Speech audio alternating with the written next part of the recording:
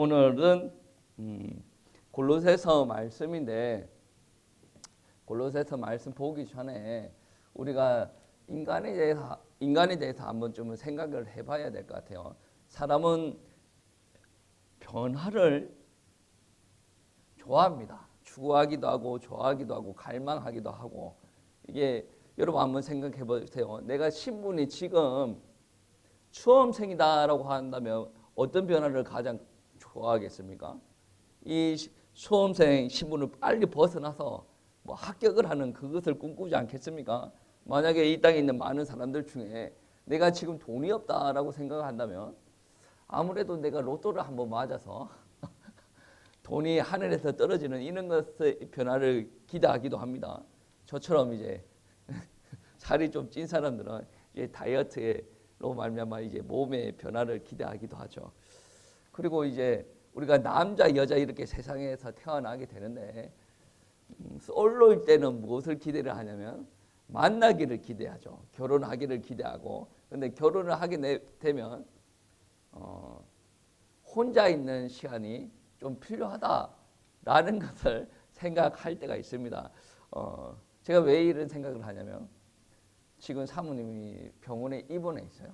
병원에 입원해 있는데 제가 이런 생각을 했습니다. 왜 그러냐면 사모님이 결혼하고 나서 이제 자기가 아프고 싶을 때도 마음대로 못 아팠지 않습니까? 애 키우고 저는 위에 올라가 있고 막 그래 놓으니까 마음대로 못 아팠어요. 근데 지금 뭐 마음대로 아프고 그리고 조금 전염성이 있는 그런 감기라서 이 병원에 격리를 시켜놨습니다. 그렇다 보니 이제 거의 10년 만에 처음 이렇게 방에 혼자 처음 이렇게 자는 거예요. 그래서 저는 그렇게 생각을 했죠. 결혼을 했다가 혼자 있는 것도 조금 로망인데 혼자 있는 게 너무나 또 좋지 않을까. 그래서 오늘 어제 밤에 짐을 갖다 놔놨고 미처 제가 갖다 주지 못한 것을 오후에 잠깐 갖다 주고 왔어요. 그때 제가 무엇이라고 이야기했냐면 기분 좀 어때요? 좋죠? 기쁘죠? 막 이야기했어요. 그때 하는 말이 무슨 말이냐면 어젯밤에 너무 아파가지고 한숨도 못 잤다. 막 그런 이야기를 하는 거예요. 제가 이렇게 이야기하는 것은 10년 정도 이게 시끌벅적하게 살다가 혼자 이렇게 있어 보니 참 좋을 것 같다. 그런 생각에서 저는 이야기를 했는데 그건 안 아플 때 이야기고 사람은 원래 변화를 좋아합니다. 변화를 좋아해서 실수하기도 하죠. 처음에 하나님께서 우리 인간을 창조하십니다. 창조하셨을 때 처음부터 워낙 좋은 것을 주셨으니 이 사람들이 그거에 대한 감사가 없어요. 처음부터 나빴으면 변화를 추구하는 게 나는 당연하다라고 생각할 수도 있어요. 그런데 처음부터 너무 좋은 것을 줬어요. 이 감사가 없는 거죠. 그래서 이제 그 감사 없는 그 중에 변화를 한 개 추구하는 거예요. 하나님처럼 되기를 원한다. 이 변화를 추구한 거야. 그래서 하나님의 말씀에 불순종하고 이제 타락이 되어졌고 타락이 되어지고 난 다음에 어떠한 일들이 일어납니까? 그때부터 하나님께서 그때까지 어마어마한 것을 막 공급하여 주셨는데 그게 단절이 되어지고 결핍이 일어납니다. 그 결핍으로 말미암아 이제 사람들한테 고난과 고통이 들어오게 되는 거죠. 근데 그거를 느꼈다라고 해서 과거로 돌아갈 수가 없습니다. 인간의 힘으로. 그런데 성경에서는 약속을 주시죠. 어떤 약속을 주십니까? 생명을 하나님께서 주시는 생명을 받은 자는 다시 영혼이 소생케 되어지고 하나님의 자녀가 되어진다. 이게 약속입니다. 누구로 말미암아 일어납니까? 예수 그리스도로 말미암아 우리의 죄를 다 씻으시고 우리가 하나님께서 주시는 생명을 받아 누리고 그래 하나님의 자녀가 되어진다. 그래서 신약과 구약이 있는데 구약은 무엇입니까? 우리 죄를 씻기 위해서 예수께서 오신다는 거예요. 그러면 신약은 무엇입니까? 오셨는데 그 다음에 무엇을 해야 됩니까? 오셨으면 끝난 거예요. 오셨으면 끝난 게 아니에요. 그분을 믿어야 되고 그분이 우리한테 새로운 생명을 주었으니 그 생명을 가지고 새롭게 살아가야 된다. 그리고 주님의 재림이 있다라는 것을 이야기하고 있다는 거예요. 여러분 우리가 골로새서 위치가 좀 그렇죠. 성경이 얼마나 많은데 이 몇 장이 안 되어져요. 4장밖에 안 되어져요. 그러니까 엄청 조그만 분량인데 이 골로새서도 이제 바울과 관련된 서신입니다. 어떤 내용이냐면 바울이 에베소에서 제자 훈련을 시작을 합니다.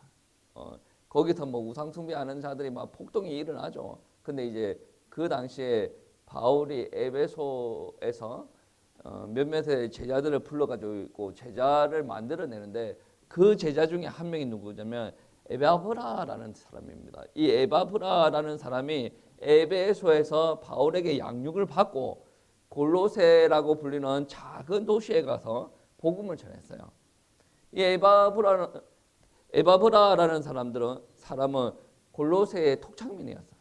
톡착인이었는데 에베소로 건너와서 바울을 통해서 복음을 전해 듣고 다시 자기 작은 도시 골로새 가가지고 복음을 전하게 되어진다라는 거예요. 근데 골로새에서 복음을 전하고 나서 뭐 어떤 일들이 벌어졌어요. 이 엄청 혼란스러운 일들이 벌어지고 이 에바브라라는 사람이 그 혼란을 이제 감당을 하지 못하고 자기 첫 스승인 바울에게로 다시 돌아오는 일이 벌어집니다. 그때 바울이 그에게 양육도 하고 그때 골로새에게 편지를 쓰는 거예요. 그게 오늘 말씀이에요. 골로새서의 말씀인데 오늘 본문 말씀을 보시면 분량이 그렇게 많지는 않아요. 많지는 않은데 명확한 게 하나가 들어가져 있습니다. 새 생명. 그게 무슨 말이냐면 우리가 예수 그리스도 안에 가지고 있는 새 생명, 그거 우리 그리스도인들은 받았다. 이 새 생명에 관해서 다루고 있다라는 말씀입니다. 우리는 그리스도인이 되었다라는 것은 참된 변화가 되어졌다라는 말이에요. 교회에 들어와서 변화가 되어진 게 아니라 하나님께서 우리에게 새 생명을 주어서 회심을 하고 그러므로 말미암아 우리가 참된 변화가 일어났다라는 것이에요. 우리가 새 생명에 관해서 우리가 몇 가지 오늘 말씀에서 다루고자 합니다. 새 생명은 첫 번째로 하나님과 함께 시작이 되었다. 그러니까 새 생명은 하나님께서 주셨다. 새 생명의 원천은 바로 하나님이시다라는 말씀이 되어집니다. 오늘 말씀 1장 3절에서 4절 말씀 보시면 이런 말씀이 있습니다. 우리가 너희를 위하여 기도할 때마다 하나님 곧 우리 주 예수 그리스도의 아버지께 감사하노라. 이는 그리스도 예수 안에 너희의 믿음과, 그러니까 감사하는 이유가 뭐냐면 예수 그리스도 안에 너희의 믿음, 그러니까 그리스도 안에 너희의 믿음이 생기게 하셨다. 누가? 하나님께서 생기게 하셨다. 그래서 바울이 감사 기도하는 제목 중에 하나가 뭐냐? 너희가 믿음이 생기게 되었는데 그 믿음이 생기게 된 이유가 뭐냐면 하나님께서 너희에게 새 생명을 주셨다라는 말씀을 하고 있어요. 이거는 하나님께서 처음부터 우리에게 주신 거예요. 우리가 잘해서 받아 누리는 게 아니고, 그렇지 않습니까? 예. 그래서 1장 말씀에 어떤 말씀이 있냐면 하나님께서 믿음을 우리에게 주셨다. 그리고 빛의 나라에서 성도의 기업을 얻을 자격을 우리에게 주셨고 흑암의 권세에서 건져서 그의 사랑하는 아들의 나라에 들어가게 하셨다. 그리고 속량과 죄의 사함을 베풀어 주셨다. 간단하게 이야기하면 성도의 자격을 주시고 건져내시고 옮기시고 속량하시고 용서하시고 능하게 하시는 일을 하셨다. 누가 그러한 일을 하셨습니까? 하나님께서 그러한 사역들을 감당을 하셨다. 새 생명은 하나님의 선물입니다. 에베소서 2장 9절 말씀에서도 구원이라는 것은 하나님께서 은혜의 선물로 우리에게 주셨다라고 말씀하시는 것이죠. 새 생명은 하나님으로부터 우리에게 온 거예요. 그러면 하나님께서 우리에게 주신 것인데 여러분 잘 생각해야 됩니다. 우리가 신앙생활을 할 때 누구를 위해서 신앙생활을 합니까? 나를 위해서 신앙생활을 하는 경우가 많이 있죠. 그렇기 때문에 주님께서 그의 나라와 그의 의를 먼저 구하라고 하는 그 기도 제목에서 계속 부딪히는 거예요. 왜냐? 신앙생활을 이때까지 나를 위해서 했는데 왜 기도를 그의 나라와 그의 의를 먼저 구하라고 하냐? 여기서 부딪히게 되어지는데 여기서 우리가 관념이 조금 달라져야 됩니다. 어떻게 달라져야 되냐면 우리가 신앙생활을 하는 이유는 하나님을 위해서 신앙생활을 하는 겁니다. 지금 이러한 메시지를 살면서 처음 들었다. 그러면 여러분은 이 메시지를 가슴속 깊이 뿌리 깊이 새겨 두어야 될 줄 믿습니다. 여러분 생각 한번 해보세요. 우리가 창조가 되어졌습니다. 하나님의 형상으로 창조가 되어졌습니다. 하나님께서 누구를 위해서 인간을 만드셨습니까? 인간을 위해서? 하나님을 위해서 만들었어요. 인간을 통해서 하나님께서 영광 받으시기 위해서, 경배 받으시기 위해서 인간을 만들었지 않습니까? 그러니까 하나님께서 인간을 보시고 기뻐하셨어요. 하나님은 인간을 하나님을 위해서 만드셨고 하나님은 또 인간을 보시고 기뻐하셨다라는 거예요. 이거는 인간의 의지와 상관이 없이 그렇게 하셨다라는 겁니다. 근데 인간이 죄를 범하고 타락을 경험하게 되죠. 타락을 경험하고 난 이후에 하나님께서 사람을 버리셔도 됩니다.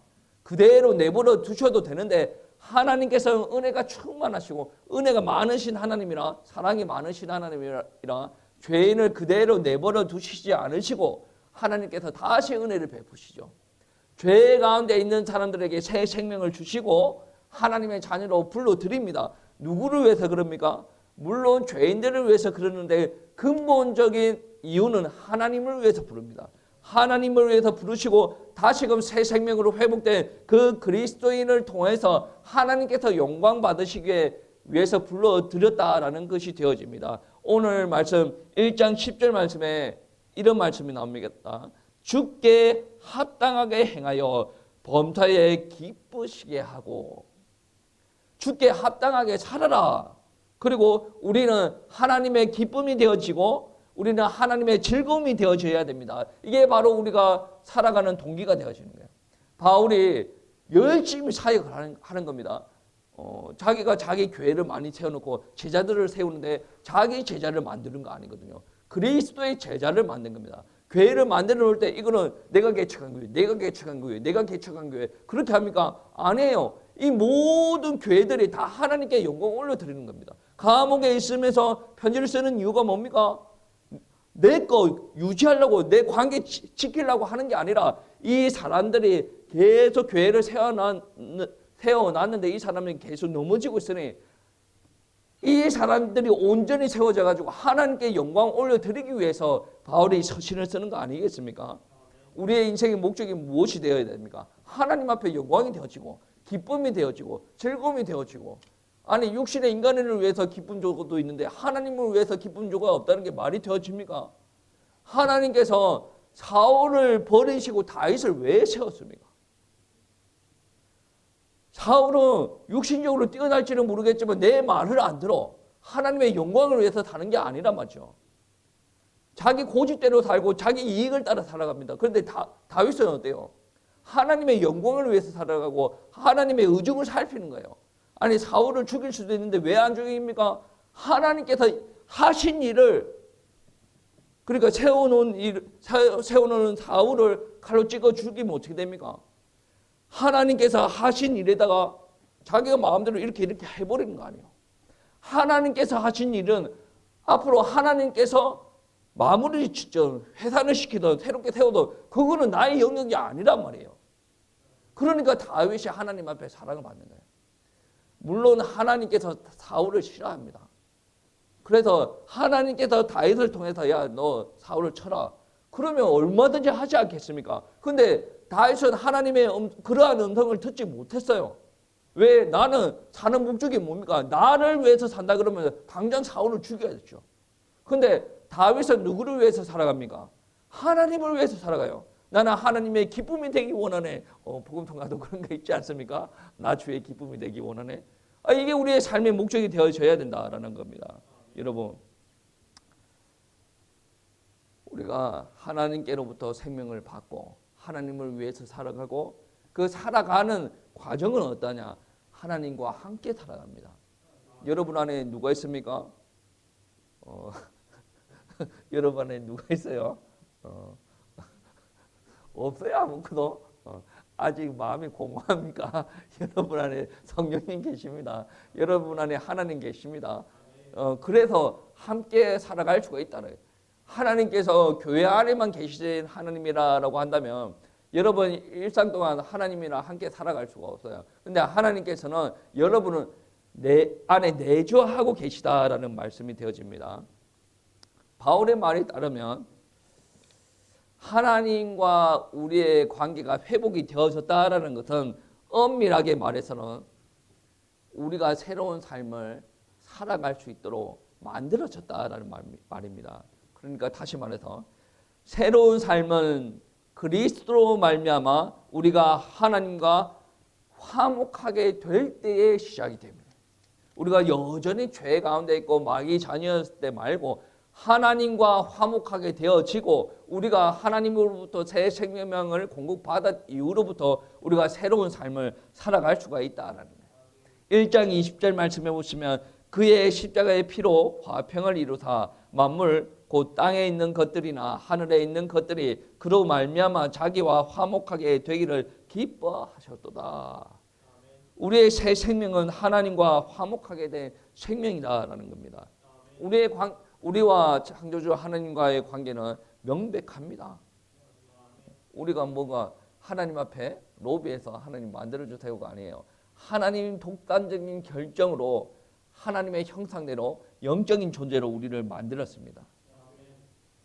우리는 그를 위해서 창조가 되어졌다라는 거예요. 그러나 죄 때문에 우리가 하나님과의 관계가 끊어졌습니다. 그래서 바울이 골로새 교회에게 1장 21절에 어떻게 이야기하냐면 전에 악한 행실로 멀리 떠나 마음으로 원수가 되었던 너희를 22절 말씀에 떠났던 너희를 그러나 이제는 그의 육체의 죽음으로 말미암아 화목하게 하사 너희를 거룩하고 흠없고 책망할 것이 없는 자로 그 앞에 세우고자 하셨으니 누가 그렇게 했다면 예전에는 악과 행실로 멀리 떠나 있었다. 에베소서 2장 1절 말씀과 동일하죠. 전에는 너희가 죄와 허물로 죽었다.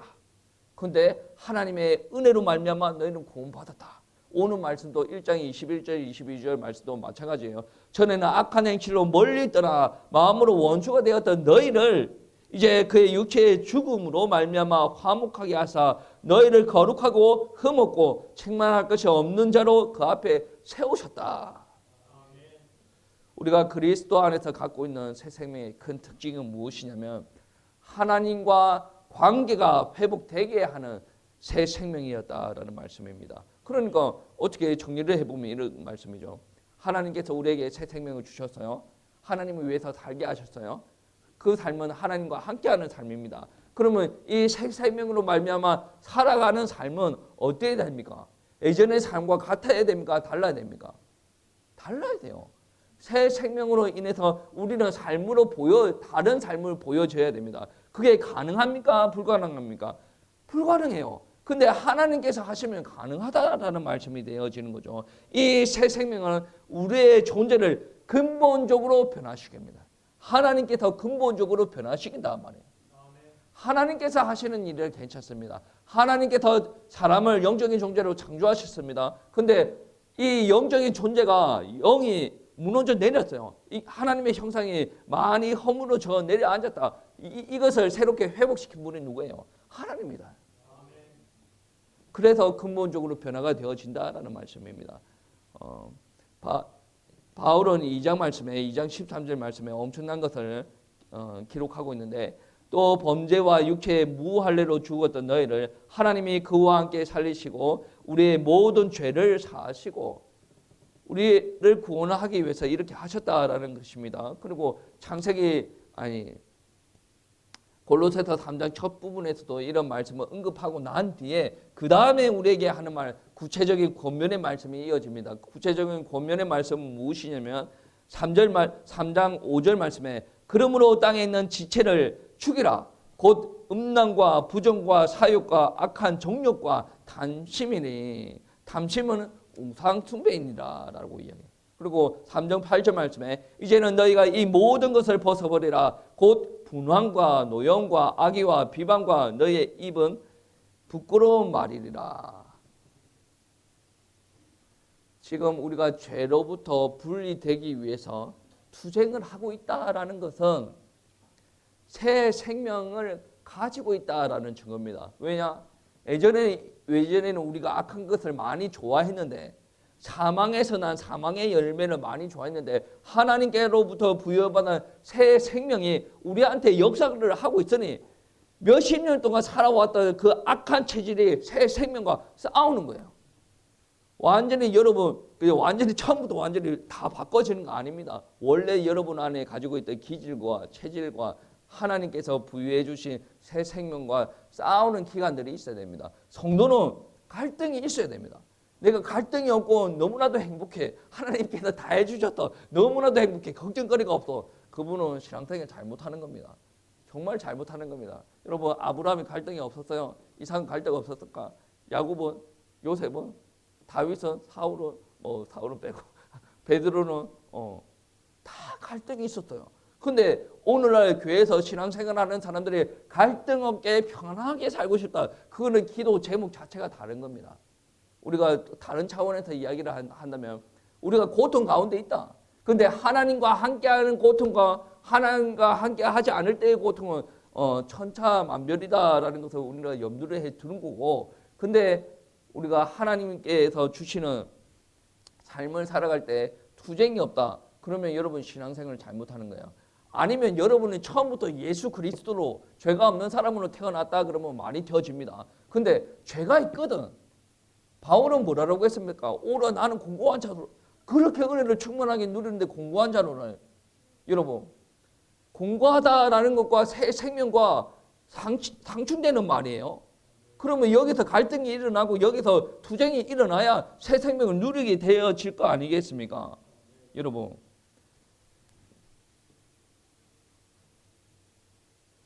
바울은 이야기하죠. 분함, 노여움, 악함, 음란, 사욕과 종용, 여기에서 벗어나야 된다라고 이야기하지 않습니까? 그러니까 구원이다, 새 생명이다라는 것은 수월하게 얻어지는 것이 아닙니다. 새 생명이 우리 안에 새롭게 들어왔잖아요. 그러면 우리 바깥에서 이 새 생명을 누리지 못하는 게 있고 우리 안에서 새 생명을 누리지 못하는 게 있어요. 바깥에서 이 새 생명이 누려지지 못하게 하는 부분들이 무엇이냐면, 처음 들어갈 때부터 이게 방해를 하는 부분들이 있는데, 바울은 처음에 철학을 두고 이야기합니다. 철학은 공허한 약속이고 속임수다라고 이야기합니다. 2장 8절 말씀에 누가 철학과 헛된 속임수로 너희를 사로잡을까 주의하라. 이것은 사람의 정통과 세상의 초등학문을 따름이요 그리스도를 따름이 아니니라. 우리는 그리스도를 따라가야 되는데 세상의 초등학문 철학이 그리스도를 따르게 하는 것이 아니라 사람의 지혜를 따르게 한다는 거예요. 우리가 그리스도를 알게 되어진 것이 하나님의 은혜지 사람의 지혜는 아니지 않습니까? 예, 사람의 지혜는 아니다 말이에요. 그리고 바울은 독자들에게 계속 그리스도 안에 가라라고 합니다. 2장 6절 7절 말씀에 그러므로 너희가 그리스도 예수를 주로 받았으니 그 안에서 행하되 그 안에 뿌리를 박으며 세움을 받아 교훈을 받은 대로 믿음에 굳게 서서 감사함을 넘치게 하라. 신앙생활은 이래야 됩니다. 너무 힘든 말인 것 같죠? 구원 받았으니 주 안에서 구원 받았으니 주 안에서 행하라. 이 말은 참으로 힘든 말이에요. 넌 내 새끼니까 내 그늘 안에서 행하라. 그 말이 좋은 말이기도 한데, 여러분 TV를 보면 탁재훈 씨 알죠? 예, 우리 좀 재미난 이야기를 좀 해야 될 것 같아서. 탁재훈 씨 알죠? 탁재훈 씨 모르세요? 아시죠? 탁재훈 씨 아버지가 레미콘 회사의 회장입니다. 전국 레미콘 회사에서 거의 이거라고 이야기를 하더라고. 그 1위라고 이야기를 하더라고. 그런데 자기 탁재훈 씨 아버지가 연예계 생활을 접고 들어오면 물려줄 의향이 있다라고 전에 TV에서 이야기하는 것 같아요. 근데 탁재훈 씨는 안 들어가요. 왜 안 들어가? 자기가 이 바닥에서 많이 살았잖아요. 자기 기질 자체가 돈만 바라보면 자기 아버지한테 들어가는 거 맞아. 근데 돈만 바라보고 가면 자기 이때까지 살아왔던 삶의 스타일을 완전히 바꿔야 되는 거죠. 쉬운 결정은 아니죠. 돈만 바라보면 얼마든지 할 수 있는 결정인데 우리가 돈만 가지고 살아가는 건 아니지 않습니까? 하나님과 우리의 관계도 그래요. 아니 사람의 입장에서 어때요? 하나님께서 이 땅에 있는 거를 모두 다 준대요. 육신적인 것뿐만 아니라 영적인 것도 감정적인 것도 하나님께서 다 채워주시는 분이 하나님이에요. 근데 내가 예전에 죄가 함께 살아왔던 그 기질들이 너무나도 좋으니까 하나님께로 선뜻 못 가는 거예요. 근데 하나님께서 은혜를 주시면 그것 또한 가능하다. 왜냐? 하나님께서 그게 가능하도록 우리 근본 자체를 완전히 바꿔놓는다는. 바꿔놓음에도 불구하고 어떤 일들이 일어납니까? 외부적으로 바뀌지 않는 부분들이 있어요. 그 안에 내가 이때까지 몇십 년 동안 살아오면서 내 안에 묵혀둔 게 있다라는 말씀입니다. 여러분. 그래서 우리 안에 이미 하나님의 것이 왔으니 그분 안에서 너희는 살아라. 왜냐? 구원이라는 것은 철학이나 종교 형식 그 내용들에게서 오는 게 아니라 심지어 하나님께서 모세를 통해 주었던 율법, 구약의 말씀 또한 그걸로 통해서 구원이 온다라고 말씀을 하면 안 됩니다. 왜냐? 그 말씀도 그리스도의 새 시대를 지시할 말씀이에요. 그 안에 있는 하나님의 진리를 우리가 알고 나아가야 된다라는 말씀이지 이거를 지켰다 말았다라고 해서 하나님의 구원이 우리한테 오는 게 아니다라는 말씀입니다. 사람은 하나님을 만나야 살아갑니다. 근데 이 하나님을 못 만난 사람들이 어떻게 행동을 합니까? 자기의 의지할 그 무언가를 만들어요. 그 2장 말씀해 보시면 헛된 우상 숭배자들은 꾸며낸 겸손과 천사 숭배를 좋아한다라고 이야기를 합니다. 그리고 자기들이 본 것을 의지하며 헛된 과장을 한다라고 이야기를 하는데 그게 어디에 나오냐면 2장 18절 말씀입니다. 아무도 꾸며낸 겸손과 천사 숭배를 이유로 너희를 정죄하지 못하게 하라. 그가 그 본 것에 의지하여 그 육신의 생각을 따라 헛되이 과장하고 하나님을 믿지 않는 사람들을 이렇게 한다라는 겁니다. 그래서 바울은 너희가 20절 말씀입니다. 2장 20절 말씀. 너희가 세상의 초등학문에서 그리스도와 함께 죽었거든 어찌하여 세상에 사는 것과 같이 규례에 순종하느냐라고 이야기를 합니다. 진실로 하나님의 형상 자체이신 그리스도와 견줄 분은 아무도 없습니다. 아무리 우상 앞에 여러분의 전 재산을 갖다 바치고 자녀의 생명을 갖다 바친다고 하더라도 하나님과 화목하게 될 수가 없습니다. 새 생명을 부여받을 수가 없습니다. 하나님만 그렇게 할 수가 있다. 하나님께서 이 세상 만물을 지으시고 유지하시고 이 모든 충만하심을 소유하시는 분이 바로 하나님이시다. 만물의 아버지시다. 그 아버지와 우리 피조물 중에 타락한 우리 피조물을 회복시킨 분이 누구냐? 바로 그리스도다. 그분밖에 없다라는 말씀을 하고 있다라는 말씀이에요. 외부적으로 세상 문화가 그거는 아니다. 우리가 섬기는 우상, 우리가 섬기는 헛된 이런 것들 다 좋다라고 이야기하는 것들이 있음에도 불구하고 우리는 넘어가는 사람들이 있죠. 그러니 그런 거 넘어가지 말라라고 이야기하는 겁니다. 그리고 우리가 내부적으로 우리 신령 안에서도 새 생명을 위해서 끊임없는 투쟁이 일어나게 됩니다. 그래서 바울은 외의 것을 사모하라라고 이야기를 합니다. 3장 1절 2절 말씀해 보시면 그러므로 너희가 그리스도와 함께 다시 살리심을 받았으면 위의 것을 찾으라. 거기는 그리스도께서 하나님 우편에 앉아 계시느니라. 위의 것을 생각하고 땅의 것을 생각하지 말라라고 이야기를 합니다. 우리의 옛사람은 죽었습니다. 그럼에도 불구하고 그리스도인 안에 여전히 살아서 날뛰고 있는 게 우리의 옛사람의 본성이다라는 거죠. 그래서 땅에 있는 우리 옛사람의 지체를 죽여라 라고 이야기를 합니다. 3장 3절 5절 말씀해 보시면 이는 너희가 죽었고 너희 생명이 그리스도와 함께 하나님 안에 감추어졌습니다. 그러므로 땅에 있는 지체를 죽이라. 곧 음란과 부정과 사욕과 악한 정욕과 탐심이니 탐심은 우상 숭배니라. 이 우상 숭배는 그리스도께 충성하지 못하도록 합니다. 그래서 충성하지 못하도록 하면 결국은 어떻게 됩니까? 우리의 이 새 생명이 유지가 되어지겠습니까? 유지가 안 되어지는 거예요. 우리 잘못으로 말미암아 이 새 생명이 유지가 안 되어진다라는 것이 아니라 이 새 생명이 유지가 되어질 수 있도록 우리가 따라가야 되냐? 하나님의 말씀을 따라가야 된다라는 말씀입니다. 여러분, 음란, 부정, 사욕, 악한 정욕, 탐심으로 이렇게 옛 사람이 드러나기 시작한다. 이게 곧 우상 숭배다. 바울은 이 말씀을 누구한테 했습니까? 1세기 골로새에 있는 교인들에게 한 말씀 아니겠습니까? 우리에게 한 말씀은 아니거든요. 직접 우리에게 한 말씀이 아니고 골로새 교인에게 한 말씀인데 이 성령께서 감동으로 주신 말씀은 정말로 진리인 게 뭐냐면 오늘날 21세기에 사는 우리들도 느끼게 하는 거예요.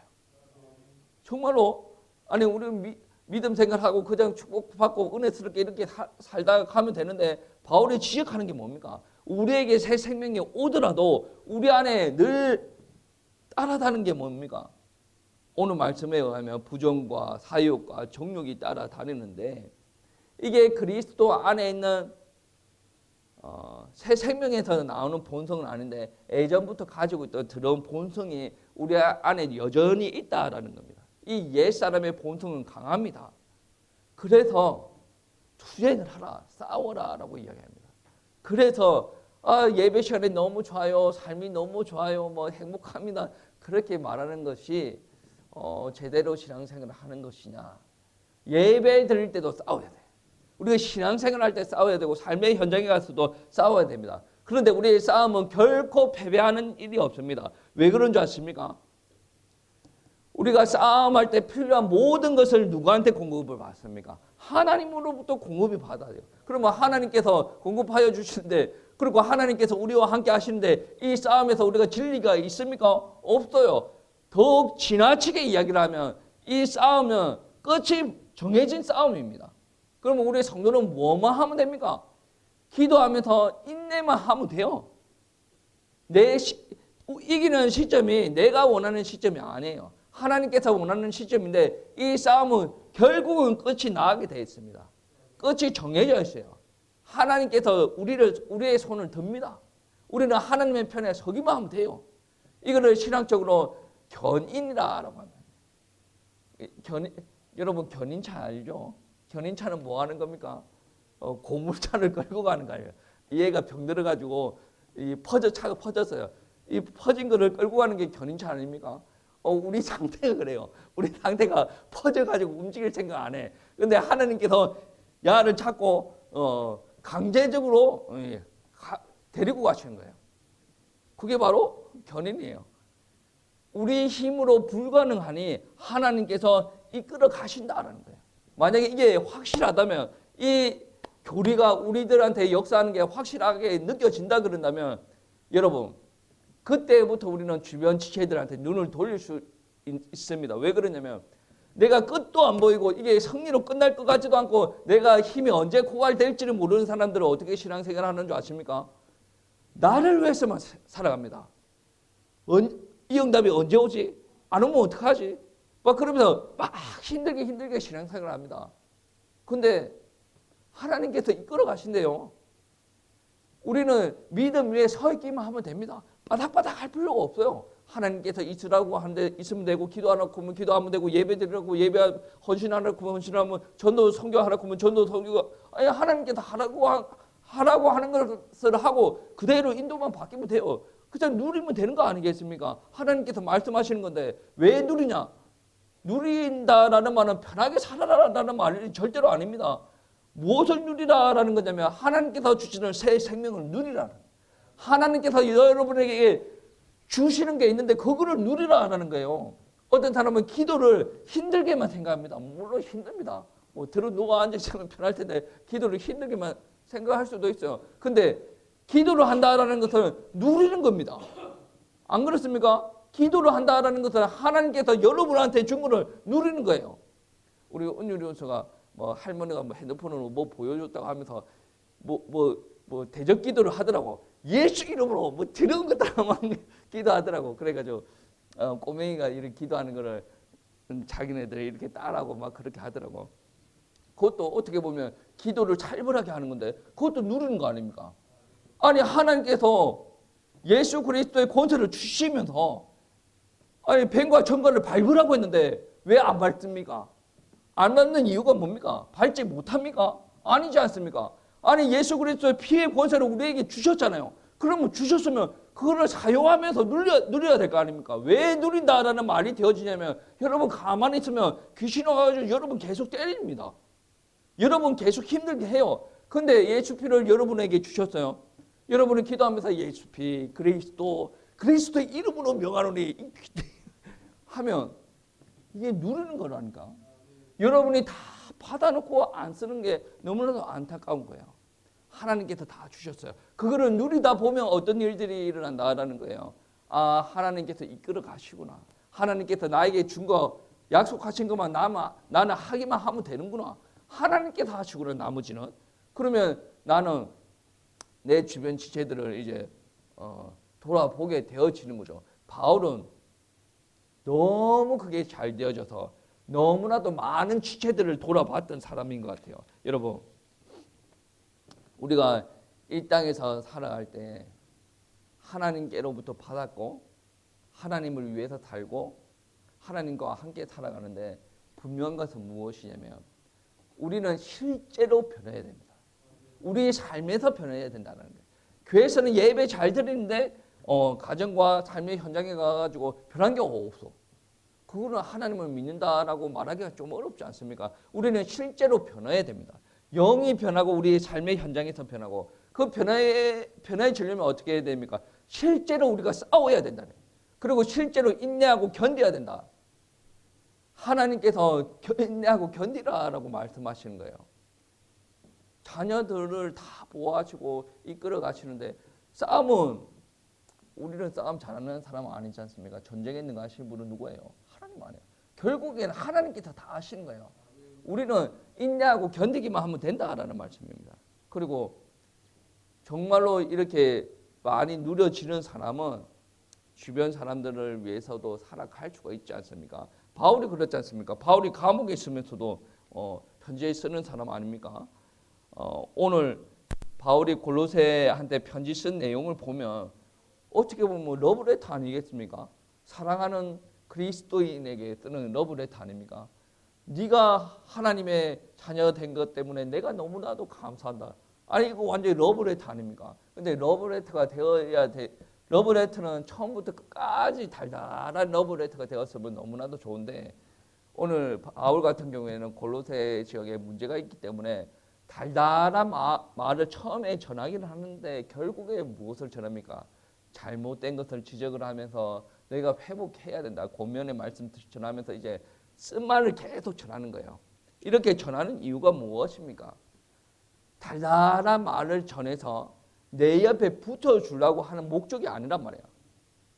하나님께서 그들에게 원하시는 메시지를 전달하는 거예요. 너희는 이렇게 변화가 되어져야 돼. 그거 우상 숭배야. 탐심 우상 숭배고 정욕 우상 숭배고 음란 우상 숭배고 그것이 하나님 앞에 바로 너희를 하나님 앞에 바로 문수게 하는 거다. 너희가 정말로 만들어진 목적이 뭐냐? 하나님을 기쁘시게 하시기 위해서 만드셨는데 너희가 하나님 앞에 기뻐하는 것보다 하나님 밖에서 다른 걸로 기뻐하시는 게 그게 우상 숭배다. 하나님은 그거 싫어하시다. 그 말씀인 거예요. 바울은 그들 때문에 감사하고 기도하고 또 그들에게 설교하고 또 그들을 위해서 고난을 받습니다. 이게 하나님의 생명이 들어온 사람들에게 드러나는 특징이다. 그리고 바울은 오늘 말씀에서도 잘 알겠지만 골로새 교인의 온전함과 성숙을 바란다. 오늘날 사람들은 서로 관심을 끄고 적당하게 거리를 두고 이제 신앙생활을 하기를 원하는데 바울 스타일은 그런 스타일 아닙니다. 온전함과 성숙을 원한다. 그러면 나쁘게 이야기하면 지적질이 들어가는 거고 좋게 이야기하면 사랑의 말로서 권면과 책망이 들어가는 겁니다. 왜 이 말이 반드시 되어져야 되냐면 좀 전에도 이야기했지만 바울은 주변에 있는 골로새 사람들을 자기 편으로 만들고자 하는 목적이 아니에요. 바울이 살아가는 이유가 뭡니까? 하나님을 위해서. 바울이 사역하는 이유가 뭡니까? 하나님을 위해서. 바울이 이들에게 편지 쓰는 이유가 뭡니까? 하나님을 위해서. 그러면 하나님을 위해서 편지를 썼다라고 한다면 어떤 말을 해야 되겠습니까?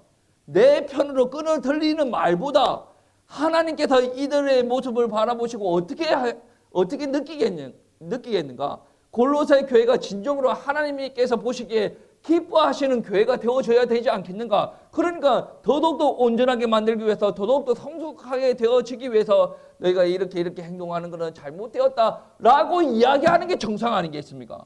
설교라는 것은 여러분 은혜 받기를 원합니다. 행복하죠. 위로받고 끝나는 게 설교가 아닙니다. 그러면 그 설교자는 설교자일 수는 있는데 목회자는 되어질 수가 없어요. 목회자라고 한다면 정말로 하나님께서 나에게 붙여줄 우리 귀한 성도님이라고 한다면 하나님께서 원하시는 모습대로 회복되어지기에 내가 기도하고 말씀을 전하는 게 온전한 목회자가 되는 게 아니겠습니까? 우리 교회 안에 지체들도 마찬가지예요. 우리 지체들이 하나님께서 원하시는 모습대로 살아가는 거 하나님께서 기뻐하시는 거 아니겠습니까? 교회 안에서 그렇다면 이제 가정에서도 마찬가지죠. 내가 우리 가장으로서 우리 집안 가장으로서 하나님께서 기뻐하는 이제 가정으로 만들어야 되겠다. 그러면 가정은 무엇을 해야 되겠습니까? 학원도 보내주고 용돈도 보내주고 막 그렇게 결국엔 하나님께서 기뻐하시는 사람으로 만들기 위해서는 영적인 사람으로 거듭나야 된다. 그리고 삶 또한 변화가 일어나야 된다. 바울은 삶의 모든 영역에서 변화가 일어나야 된다고 봅니다. 왜냐? 새 생명이 그렇게 역사를 하기 때문에 가정에서는 어떻게 해야 되냐고 이야기하냐면 3장 18절부터 21절 말씀에 아내들아 남편에게 복종하라. 이는 주 안에서 마땅하니라. 남편들아 아내를 사랑하며 괴롭게 하지 말라. 자녀들아 모든 일에 부모에게 순종하라. 이는 주 안에서 기쁘게 하는 것이니라. 아비들아 너희 자녀를 노엽게 하지 말지니 낙심할까 함이라. 보세요.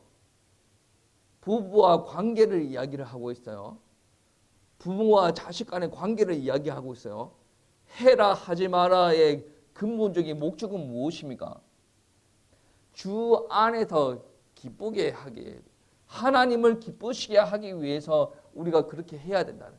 가정생활의 목적이 무엇입니까? 우리 자녀들의 출세, 우리 가정의 화목이 아닙니다. 하나님께서 그 가정을 보실 때 기뻐하셔야 된다라는 말씀입니다.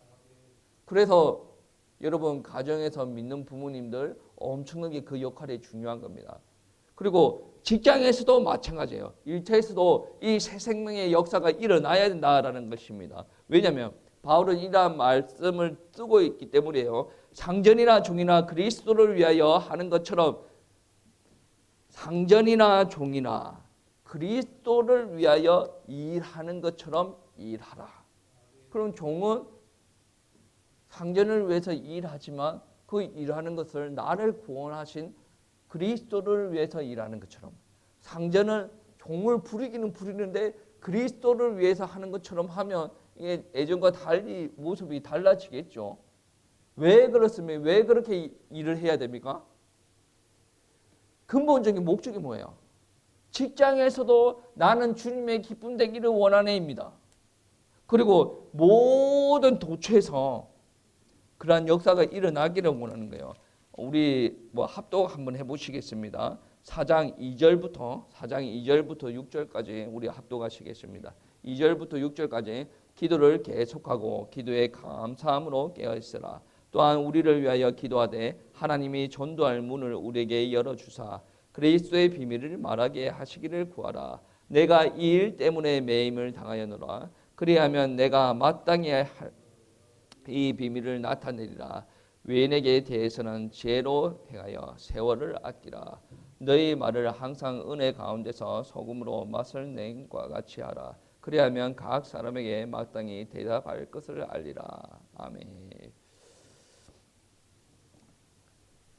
무언가 목적을 위해서 사는 게 아니에요. 무엇을 위해서 살아갑니까? 하나님을 위해서 살아가라.